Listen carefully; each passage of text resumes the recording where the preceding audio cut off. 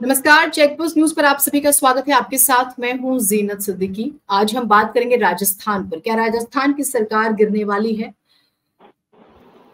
क्या कारण है कि लोकसभा चुनाव के बाद से ही जो परिणाम आए हैं, राजस्थान बीजेपी में एकदम दौड़ मची हुई है। सब कुछ ठीक नहीं है, नेता एक दूसरे के फोन नहीं उठा रहे हैं। और अब नया नाम सामने आया किरोड़ी लाल मीणा का, जिन्होंने जो आला कमान है बीजेपी का, उन्हें भी एकदम से झटका दे दिया है। अजय शुक्ला जी हमारे साथ हैं, उनसे हम इस पर बातचीत करेंगे। अजय जी विधायक रहे, लोकसभा सांसद रहे, राज्यसभा सांसद रहे, और 7 जिलों की जिम्मेदारी नरेंद्र मोदी ने जिस व्यक्ति को दी, तो कितना भरोसा रहा होगा। भले ही परफॉर्मेंस अच्छी नहीं रही, स्पेशली दौसा और टोंक की मैं बात करूं तो वो सीट बीजेपी हार जाती है, जिसको लेके वो ट्वीट भी करते हैं कि प्राण जाए पर वचन न जाए, इस तरह से। और लेकिन पार्टी उस ट्वीट के बाद से माना गया कि अंदर खाने उन्हें मनाने की कोशिश हुई, नहीं माने। आप क्या देख रहे हैं? मीणा का इतना बड़ा फैसला क्या सामान्य घटना है राजस्थान की? देखिए, मुझे ये मानना चाहिए कि जिस तरह की स्थितियां हैं वो भारतीय जनता पार्टी में कहीं पर भी लोकसभा चुनाव होने के बाद में कोई बेहतर नजर नहीं आ रही। स्थिति ये दिखाई दे रही कि भारतीय जनता पार्टी तमाम तरह से बैकफुट पे है, तमाम जगह उसके अंदर असंतोष है और वो असंतोष कहीं खुलकर सामने ना आ जाए, इसलिए उनके तमाम नेता आज अपने उन नेताओं से जो तमाम नाराजगी जाहिर करना चाहते हैं, अपने मन की बात करना चाहते हैं, उनसे दूरी बना रहे हैं। और मैं इसे उसी कड़ी में देखता हूं, क्योंकि देखिए 4 जून को रिजल्ट आया था। रिजल्ट के बाद में इतना सिचुएशन था, उन्होंने 2-3 बार बात करी, 2-3 बार उन्होंने कोशिश करी, फिर अंत में उन्होंने सोचा कि चलिए इस वक्त चलें, संसद का सत्र चल रहा है, सारे नेता दिल्ली में होते हैं तो मुलाकात हो जाएगी। 2 दिन आकर के वो पड़े रहे। उसके बावजूद यदि एक कैबिनेट मिनिस्टर से मुलाकात नहीं होती है तो अपने आप में इसका मतलब है कि हाईकमान नहीं चाहता है आपसे मिलना, और उसका भी संदेश है कि अब आप अपने ढंग से फैसला ले लो। हालात ये है, क्योंकि देखिए अब क्या है, हाईकमान की स्थिति क्या है। भारतीय जनता पार्टी का आरएसएस का इतिहास रहा है कि जो यूज का रहा उसे रखा, जो यूज का थोड़ा सा कमजोर पड़ा है, आपने वो लगा अपने हिसाब से नहीं है तो उसको बाहर कर दिया। ये आज से नहीं है। खुद डॉक्टर हेडगेवार के जो सहयोगी रहे थे मुंजे, उनके समय से ये चल रहा है। मुंजे जो थे एक प्रकार से गुरु थे हेडगेवार के, और उन मुंजे के भी साथ यही हुआ था। बहरहाल उसके बाद में आप देखिए गोडसे के साथ उसी तरह से हुआ, और थर्ड आप देखिए सावरकर के साथ भी वही हुआ। लेकिन ये क्या है कि जब अब यूज आ जाता है तो फिर उनके नाम का भी यूज करेंगे और भी यूज करेंगे, तमाम नफरत भी फैलाएंगे। तो चीजें अब राजस्थान के चुनाव को देखना पड़ेगा। इसी सीट की पहले बात करते हैं। देखिए इस सीट पर जो है भारतीय जनता पार्टी का पिछला सांसद था, जसकौर मीणा थी। वो जसकौर मीणा भारतीय जनता पार्टी की संस्थापक सदस्य रही। वो 99 से 2004 तक सांसद रही। और स्थिति ये जो है सीट 2 तरह के प्रभाव को रखती है। मीणा वोट है, मीणाओं का प्रभाव है, गुर्जर का भी असर है, गुर्जर भी। तो कांग्रेस में ये सचिन पायलट का इलाका माना जाता है। उधर यदि देखें तो मीणाओं पे अपनी बपौती का जो एक दावा करते हैं तो वो किरोड़ी लाल मीणा होते थे। वो किरोड़ी लाल मीणा बीजेपी के साथ है।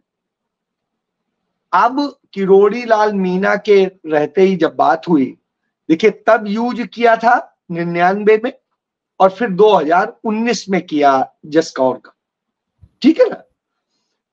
हो गया, चुनाव हो गया 2004, तब 2004 आ गया था, उसके बाद वो बाहर हो गई थी और फिर अब वो बाहर हो गई। टिकट दे दिया गया कन्हैया लाल मीणा को। जसकौर मीणा जो है कांग्रेस के जो अभी सांसद बने हैं वहां से,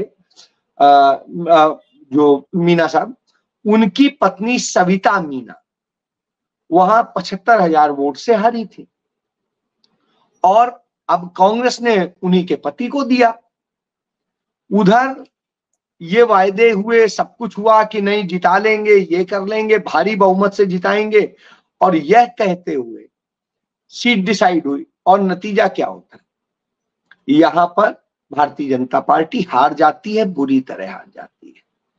3,38,000 वोट से, सॉरी 2,38,000 वोट से भारतीय जनता पार्टी हार जाती। इतनी बुरी हार स्वाभाविक सी बात है, चिंताजनक। नरेंद्र मोदी 1.5 लाख वोट से जीते, तो उस मुकाबले बहुत बड़ी हार है। तो इस तरीके से हारने के बाद में, हारने के पहले आप देखिए चुनाव प्रचार के लिए नरेंद्र मोदी पूरी ताकत लगाते हैं, वहां पर रोड शो करते हैं, रैली करते हैं, सब करते हैं। इसके बावजूद कोई बात नहीं बनती। मीना साहब वहां जनता के बीच में रैलियों में यह कह देते हैं, सभाओं में, कि आप इस बार इनको जिता देना, भारी बहुमत से जिता देना, नहीं तो मैं राजनीति छोड़ दूंगा, उससे संन्यास ले लूंगा। आज वही स्थिति है, चुनाव हार गए, बुरी तरह हार गए, तो स्वाभाविक सी बात है। तो अभी पीछे वो 2 रह गए सभाओं में, वहां लोगों ने नारे लगा दिए थे। लेकिन सर एक चीज समझने वाली है सर, क्या हम इसे ऐसे तो नहीं देखें कि ये उंगली कटा के शहीद हो रहे, या फिर ऐसा था कि तलवारें पहले तन चुकी थी और सेफ साइड चला उन्होंने 4 जून को ही ट्वीट करके? क्योंकि मैं उनका जो पॉलिटिकल करियर देख रही थी मीणा साहब का, 1985 महुआ से लड़ते हैं, 1998 बामनवास से, 2003 में सवाई माधोपुर से मंत्री भी रहते हैं वसुंधरा राजे सरकार में, फिर अलग हो जाते हैं। उसके बाद गहलोत की भी मदद करते हैं। मैं गहलोत से इनके रिश्तों पर आपसे बात करूंगी, लेकिन हाल फिलहाल में कृषि विभाग के दफ्तर जाना छोड़ दिया, समीक्षा बैठकों में जाना छोड़ दिया, बीजेपी विधायक दल की बैठक में नहीं गए, बजट की तैयारी की बैठक में नहीं गए, कैबिनेट मीटिंग्स में नहीं गए। तो ये अनटिल अनलेस इग्नोरेंस बीजेपी के आला कमान ने की, इसी वजह से ये अपना दिखा रहे थे नाराजगी। स्वाभाविक सी बात है। वो देखिए, वो राजनीतिक इतने लंबे समय से वो राजनीति कर रहे हैं, उन्होंने अपनी राजनीति के लिए क्या, अब राजनीति उन्हें बचानी थी, कहीं कुछ करना था, उसके लिए उन्हें कहीं ना कहीं कुछ चीजें कहनी है, बतानी है अपनी, नहीं तो फिर छोड़ना पड़ेगा, क्योंकि जनता के बीच किस मुंह से जाएंगे।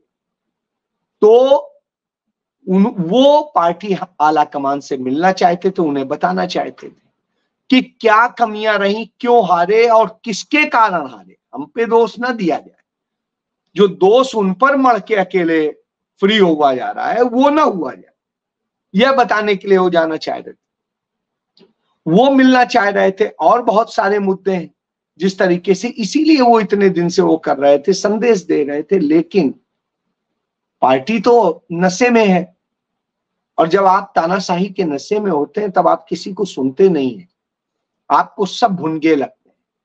कमोबेश उसी तरीके से पार्टी ने समझ लिया, ये सब भुनगे।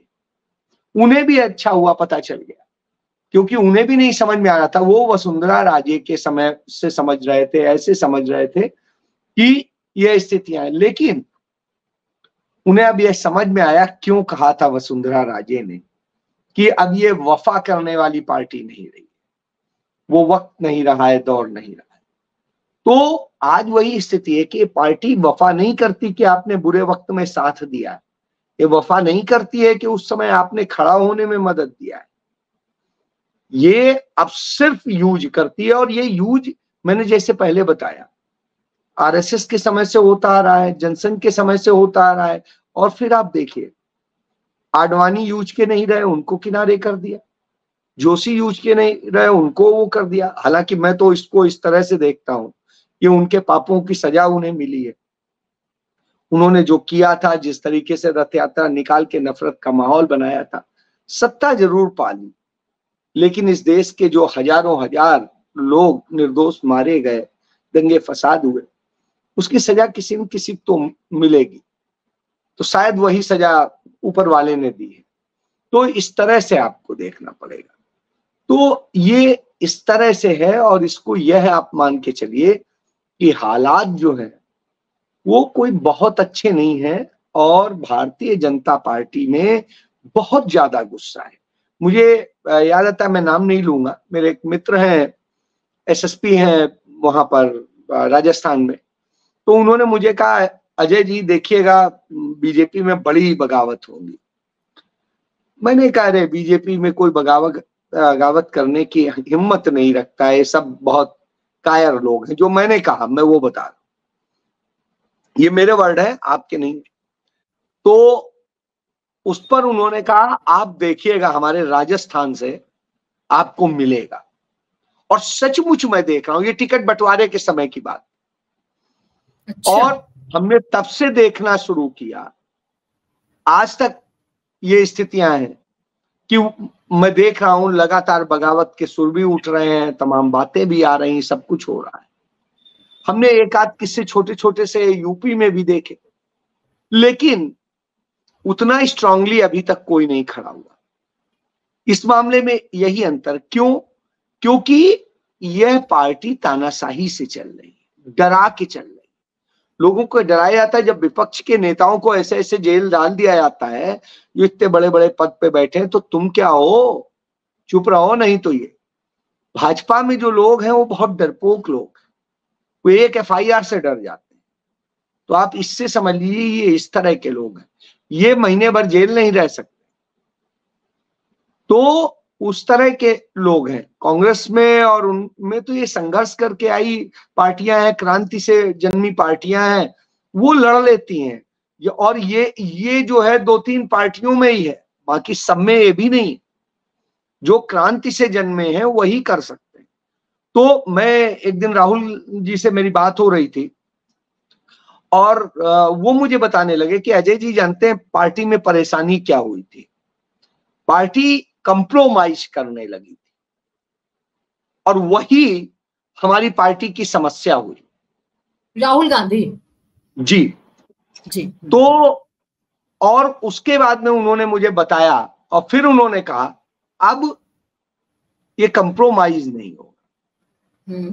आप चाहे जितना बड़ा लीडर हो, जाना चाहे 2 मिनट में चला जाए, राहुल गांधी किसी को नहीं कहेगा आप रुकिए, कल जाते हैं आप आज चले जाए।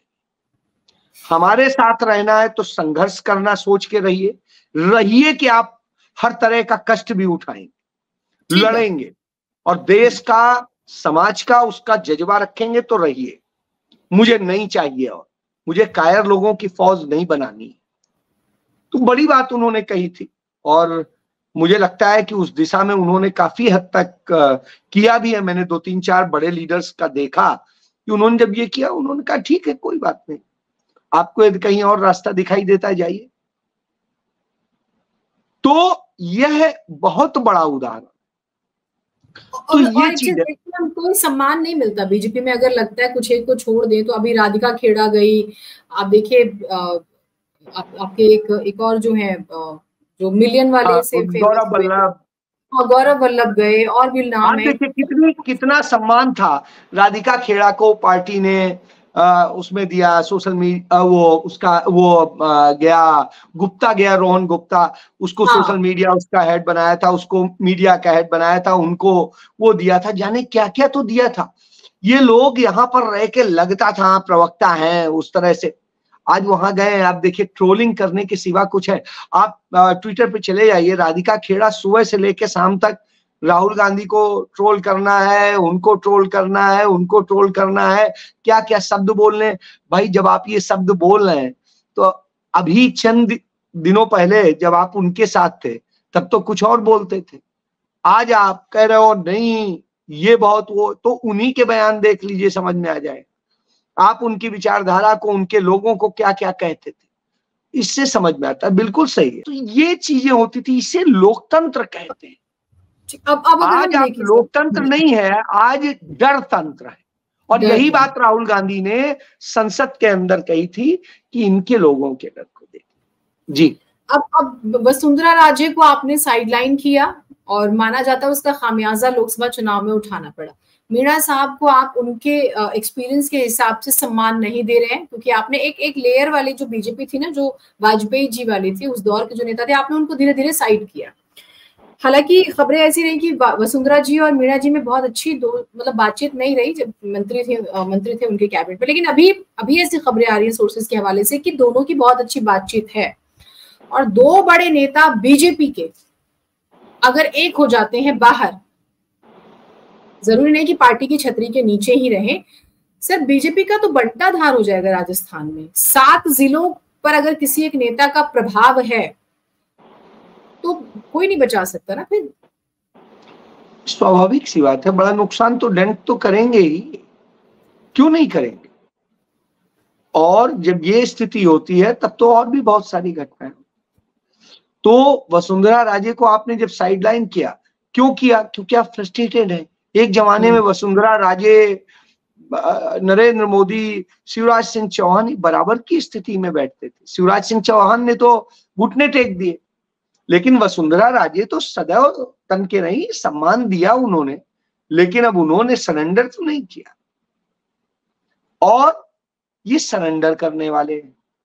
तो आप ये समझिए कि वहां पूरा जो स्थिति है, करीब करीब इसका प्रभाव, और वसुंधरा राजे का लगभग हर सीट पे कुछ ना कुछ प्रभाव, तो वो एक नुकसान होगा, वो नुकसान होगा। उसमें तो हम सर, मैं सॉरी बीच में रोक रही हूँ, उसमें हम गहलोत जी और उनके कमेंट्स भी देखते ना, कई बार गहलोत जी का था वसुंधरा जी ने हेल्प की, तो ये हेल्प तो कुछ हेल्प तो हो भी जाती है ना पर्दे के पीछे से, तो बिल्कुल होती है, होती है। बड़ा हाँ हाँ हाँ बिल्कुल होती है। देखिए एक बताएं, दोनों ने एक दूसरे की मदद की। देखिए दुश्मनी थोड़ी नहीं होती है, राजनीति का मतलब हम दुश्मन। आप सोचिए इस तरह की राजनीति होती थी, आज क्या हो गई है?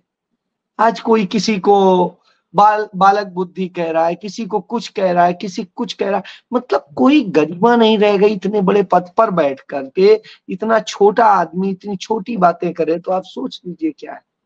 तो इस तरह का जब दौर हो गया हो, तो उसी तरीके से वहां इन नेताओं को, ये जमीनी नेता थे, चाहे मीना हो चाहे वसुंधरा हो, ये जाते थे क्षेत्र में, लोगों के साथ में मिलना था, लोग जानते थे, लोगों को ये जानते थे, मिलते थे।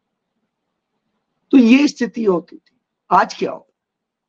राहुल गांधी आज भी देखिए कामगारों के पास गए और उनके साथ जाके बैठ के मिल रहे, तो उस आदमी ने तो अपने आप को जन नेता बना दिया, जो कि हिंदुस्तान के सबसे बड़े, सबसे रईस मतलब जिसे कहेंगे राजनैतिक घराने में पैदा हुआ। उस आदमी ने फकीरी का जीवन जिया, और जो खुद को कहता था मैं फकीर हूं, झोला उठा के चल दूंगा, वो आदमी सबसे ज्यादा राजसी में जी रहा है। और यह स्थिति, श्रीमती गांधी एक साड़ी पहन के सूती की और उसी में अपना चली आती थी सदैव। देखिए आप, सूती साड़ी पहन के और कॉटन की, और वैसे होता था। इसी तरह आप पंडित नेहरू को देख लीजिए। पंडित नेहरू अपने पिता के समय में, जब वो मोतीलाल जी के बेटे थे जो देश के सबसे बड़े वकील थे, तब उनके स्थिति थी कि इतने अच्छे कपड़े पहनना, इतने अच्छी राजसी ढंग से रहने वाला लड़का था, इकलौता बेटा। और जब उस आदमी ने जिस दिन आंदोलन में कूदा, जिस दिन उस आदमी ने अपने विदेशी कपड़ों की होली जलाई, पहली बार उसलिए जेल गया, तो सोचिए क्या कह रहे थे पुलिस अफसर। अरे आप तो मोतीलाल जी के बेटे हैं, नेहरू जी के बेटे हैं, कुछ नहीं, आप एक तो वो साइन कर दीजिए और जाइए, आपको कोई वो नहीं। सोचिए वो उन्हें कह रहे थे नहीं नहीं नहीं कोई बात नहीं। नेहरू जी ने कहा तुम्हें जो सजा सुनानी हो सजा सुनाओ, मैं यहां माफी मांगने नहीं आया हूं। और उन्होंने सजा काटी है, हर बार उन्होंने सजा काटी है, तब उन्होंने 9 साल जेल गुजारे। तो यह स्थिति है।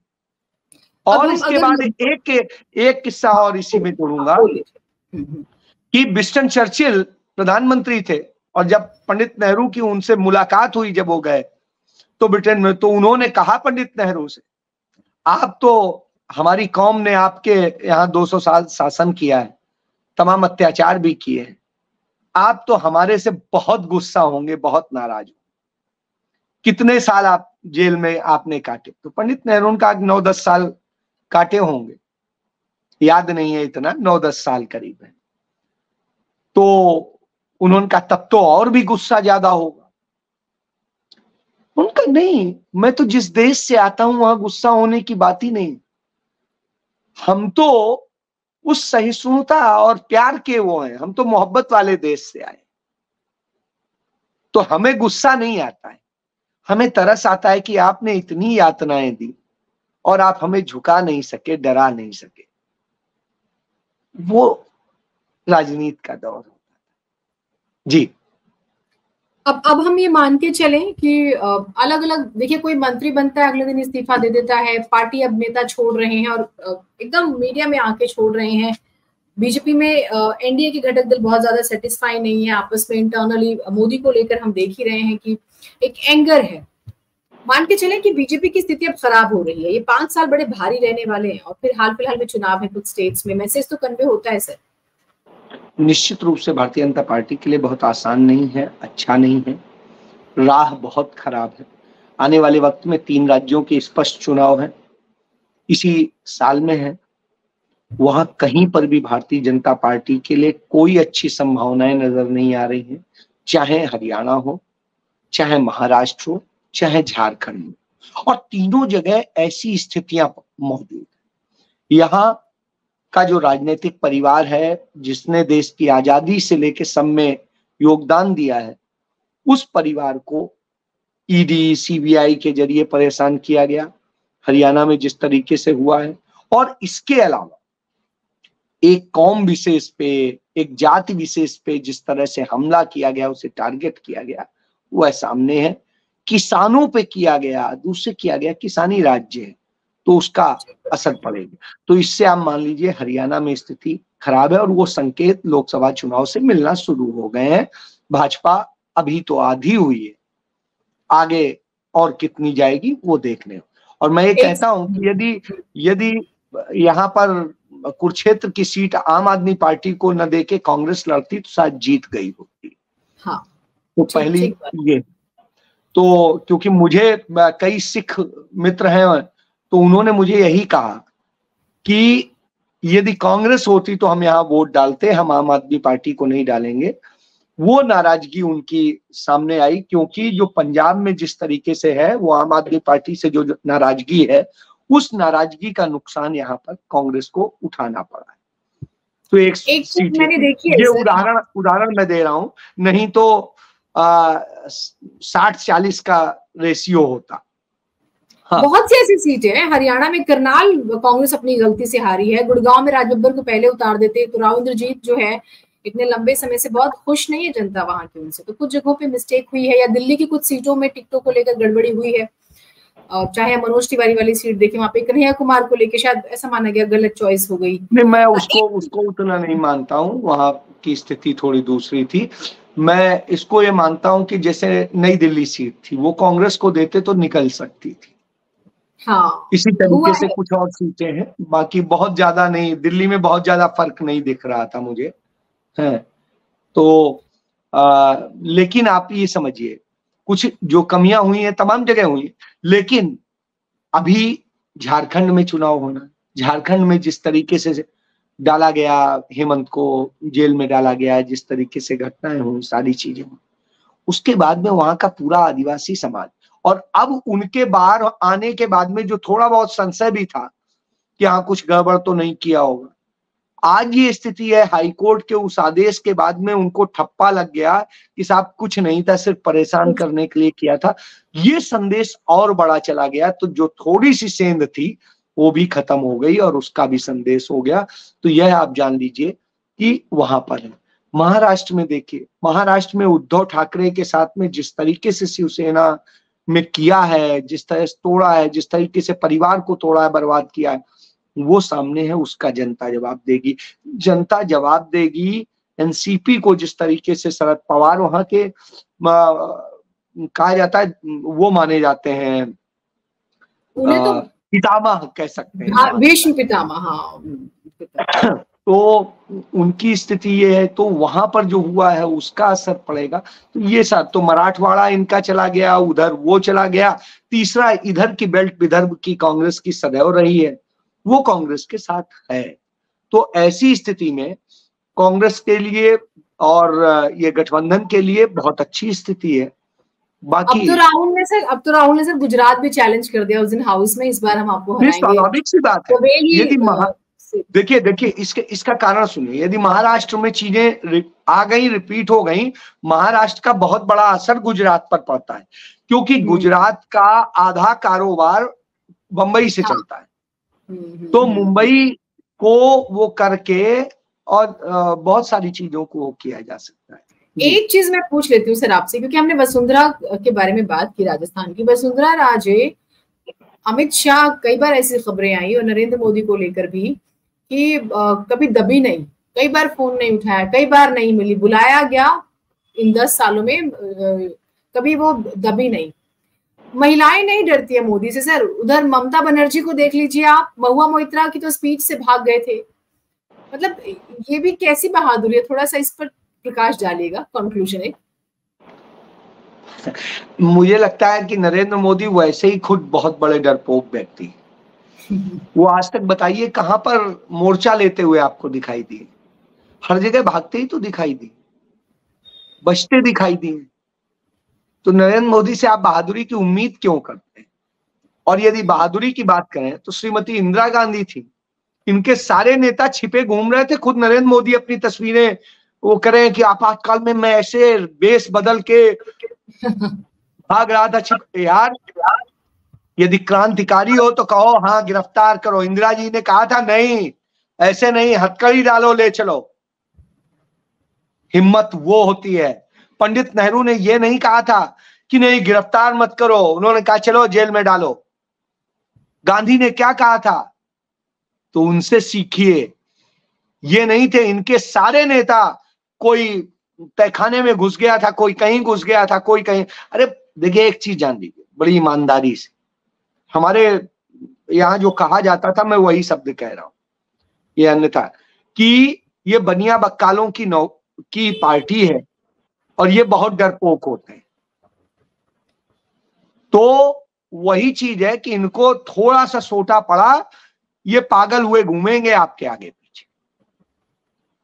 तो वो चीज है असल। और जहां थोड़ा सा इन्हें लगेगा कि पीछे से है, तो इनसे बड़ा शेर आपको कोई नहीं दिखाई देगा। ये कागजी शेर हैं, इनमें अपनी दम नहीं है। तो यह है। बहुत शुक्रिया सर, आपने समय निकाला, आपकी तबीयत भी ठीक नहीं है उसके बावजूद इस चर्चा के लिए। तो मुश्किलें अब बीजेपी के लिए खड़ी होती हुई नजर आ रही हैं, और राजस्थान ने तो ओपनली चैलेंज कर लिया है, मीणा जी ने ओपनली चैलेंज कर लिया। देखते हैं क्या रहता है। उम्मीद करते हैं आपको ये वीडियो बहुत पसंद आएगा। इसमें स्पेशली अजय जी जो है वो गांधी नेहरू, स्पेशली नेहरू पॉलिटिक्स अगर आप समझते हैं तो उसको बहुत ब्रीफ में बता देते हैं, और राजस्थान को लेकर भी हमने चर्चा की है। और मीणा साहब ने तो नरेंद्र मोदी अमित शाह की धड़कनों को तेज कर दिया होगा जिस तरह से पार्टी छोड़ी है। देखते हैं क्या रहता है। इस वीडियो को आप ज्यादा से ज्यादा लाइक कीजिए, शेयर कीजिए, और चेक पोस्ट न्यूज को सब्सक्राइब जरूर कीजिएगा। नमस्कार।